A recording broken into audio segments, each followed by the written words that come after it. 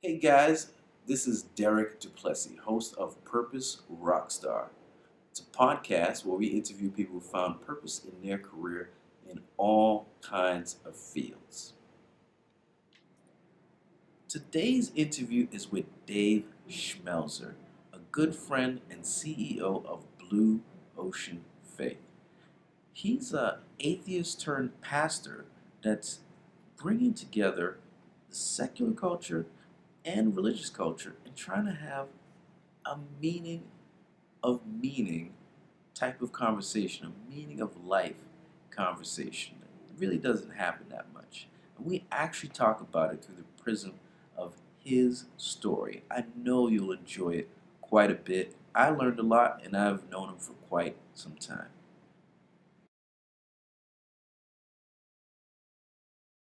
Purpose Rockstars, let's do this. Dave, thanks so much for being on our podcast. Are you ready to rock? Derek, I am ready to rock. Excellent. Well, wanted to start off by taking us through your journey a little bit. Let's get to know you. Can you just give us a brief summary of, you personally and your professional story? So, as we will get to in this podcast, my kind of stock in trade right now is meaning. What does it mean to have a life rich with meaning, and is that an important thing? I think my journey into getting to this point started with me growing up in a non-religious household where there was plenty of meaning. Churches didn't provide a ton of it. Whenever I would periodically go, or my parents would take me to a church, and my sister to a church, it was largely a negative experience to the point that my family and I stopped, to just about everyone's relief. Maybe my mom was not relieved, but we stopped doing the church thing when I was very young. But I was always an inquisitive kid. I grew up in Southern California, in a little pocket of Southern California, which was not all that inquisitive about whether meaning was important, and I was very into it even as a young, teen.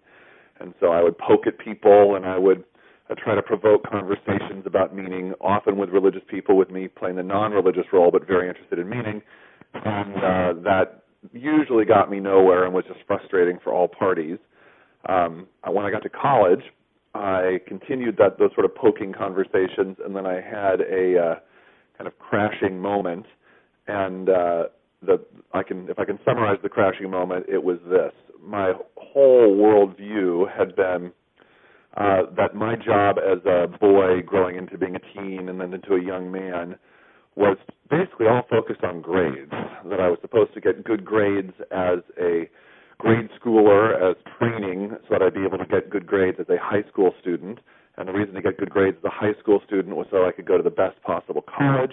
And the reason to go to the best possible college was to get good grades there, so I maybe could go to a good graduate school and get into a good, very high-paying, hopefully, professional trade. And then I was supposed to just marry a good woman and raise a family and make lots of money and die and leave them all the money. That was sort of the flow of life that I think I was raised by. I don't know if my parents would sign off on this were they to hear this podcast, but I don't think they would also say it's not true. It's at least in the realm of true. And I think what hit me when I hit college was that just didn't strike me as a meaningful way to live. I had done all those things. I was going to a kind of a she college. And within my first few months there, I thought, this is a different way to live life, because my father was a lawyer, and I was aware that if I followed in his path, which had been very lucrative for him, and it meant a lot to him that he'd been a real raging success because he'd grown up in a Depression-era subsistence farm in the Midwest. And so all he'd ever known was poverty in the Depression. And then for him to kind of get financial security and be a professional success was just unprecedented in his whole background. And so it's understandable why for him it was so crucial that I continue that trajectory. But I went to him and I said, so if I become, I get all my good grades and I go to my good law school, what happens if I'm hired by a good firm? And he said, you'll work 100-hour weeks. You'll be a junior associate. You'll do all the difficult and unrewarding work of the firm. And that's what you'll do. And I said, well, that sounds unpleasant. What happens if I do well there? And he said, well, then you'll get on a partner track, and, maybe you'll become a partner in a law firm. And I said, oh, is that, easy street at that point? That's when I get to put my feet up on the desk and let those poor junior associates do all the hard stuff? And he said, oh, no, you'll work really long hours then, too, because, it's your job then to bring in all the business for the firm. And I said, so when does the good stuff start?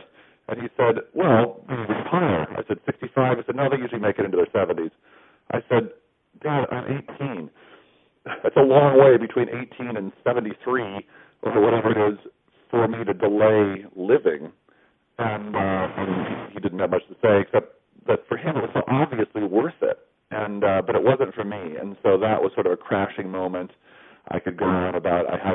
In that crashing moment, I started exploring things involving God. That was certainly very helpful and transformative for me in a lot of ways. But that sort of kicked me off on a trajectory which led to me starting a church that you intersected with me in, Derek, that did really well in a place very concerned with meaning, Cambridge, Massachusetts. And starting that church in a setting like there got me in a whole different sphere of just thinking, how do people actually process what makes life worth living, both in religious communities, but because we were in Cambridge, often in secular communities. And that got fascinating enough for me that I ultimately, as you know, decided to turn that over to a very capable successor and kind of start off fresh with a new nonprofit just focused on kind of how to have meaning-rich living in the wider world. Holy cannoli, that is quite, a journey. I think a lot of folks can relate to sort of the almost mechanistic way you sort of march through all of the steps that you're supposed to you take to become successful, quote unquote, and all the pressure that entails. And there is a question, so when does the sort of drudgery end? And that was really cool to hear. One thing that would be really awesome to hear about, maybe not so awesome for you, is sort of a moment when you really failed. Obviously there was a lot of steps along the way to building a very successful church in Cambridge, one of the biggest churches in the Boston metro area. What was a big, just bad time for you where you just saw that you weren't capable and weren't able to execute like you wanted to? Well, before I got the unexpected invitation to come out to Cambridge to start a church, I had a lengthy period of time for probably, 8 or 9 years at least, where it wasn't clear what my path was. I had a degree in theology, though I did not have any interest in starting a church, which is what I ended up doing. I had an interest in the arts, and which I continue to have an interest in, and because I suppose I like arts, but also particularly narrative art is all about meaning, and that was always been my big passion. And so I was pursuing that, but at a very low level. I was successful enough to get plays produced that I had written, but not successful enough to make any money or have any future in what I was doing. I was working just to put, a very minimal level of money into my bank account to just survive at a very low level. And I hit a stage where it wasn't clear there was any way forward, that people at my job, I was working kind of a fun job. I was working at Stanford University, but as a gopher on a research project. And I had people coming to me there and saying, "You're really capable, Dave, and it's great to have you, but what's your future? Why are you here? And why are you here?" Most people who come and work at this place stay for like 6 months, so it's just a very transitional thing. I've been there for 5 years at that point. And so the basic message they were giving me is, "You're really one of the most impressive failures I've ever met. You have so much money for you. Yet we've rarely met anybody who has fewer prospects than you." So I would say that would be a moment where I felt it was all looking a little bleak. And how did you get out of that situation? Well, I suppose the way I got out of that situation was by following my nose. That on the one hand, there's spiritual ways, given my interest that I got out. I certainly prayed a ton, and that was fun. I kind of learned more about prayer. I learned more about historically in the history of people trying to follow God, how people tended to pray under such circumstances, and I thought, I'm in. So I tried to learn from that and do it, and that was an important part of that for me. But with that, I also just try to keep my eyes open and say, is there anything I can do? Is there anything I'm feeling, either in my heart or from God, that could help nudge me any direction? And I just followed very small nudges. I followed a small nudge to move maybe 30 miles away. I kept my same job in this gopher role. I would just commute. But I met some friends, and they were a part of a community, both of friends who were trying to make a difference in San Francisco. I lived with them for a while and went to a church they were going to. And then through that, I ended up meeting my wife, and through that, we ended up kind of reconnecting with people who had other interests. I did some theater up there, and so it was just kind of following very small nudges and just saying yes when they came along that suddenly opened up real opportunity for me. But it was incremental. You know, there's more to that interview. Yeah, more. And you can find all of it at purposerockstar.com.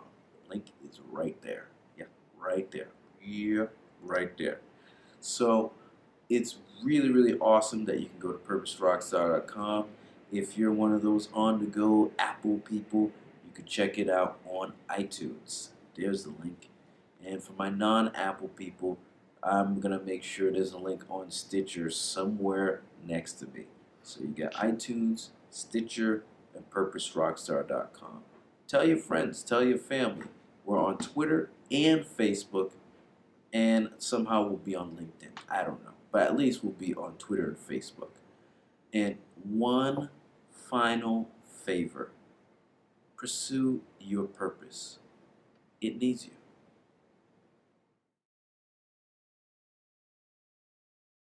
The whole aha moment I had in college when I realized that the whole plan of life given to me by my parents I didn't believe in, that was an important aha moment.